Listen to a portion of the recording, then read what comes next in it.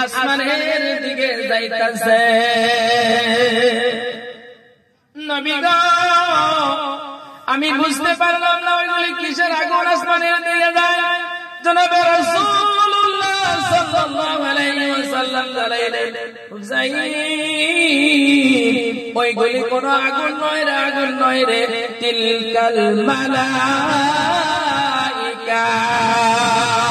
ওগুলি হলো আল্লাহ পাকের পাঠানো রহমতের কোটি কোটি ফেরেশতা। সুবহানাল্লাহ। ও সাইয়্যিদ তুমি যদি তেলাওয়াত বন্ধ না করে দিতা রে, তুমি যদি তেলাওয়াত করতে থাকতা ওই ফেরেশতাগুলির সারা রাত তোমার তেলাওয়াতগুলি শুনতেই থাকতো। ফজর হয়ে যাইতো, মুসল্লিগুলি যখন মসজিদের দিকে যাইতো, নামাজ পড়ার জন্য মুরব্বিগুলি মসজিদে যাইতো রে, প্রত্যেকের স্বয়ং চোখ দিয়া সব ফেরেশতাগুলি দেখতে পাইতে। গান সুবহানাল্লাহ।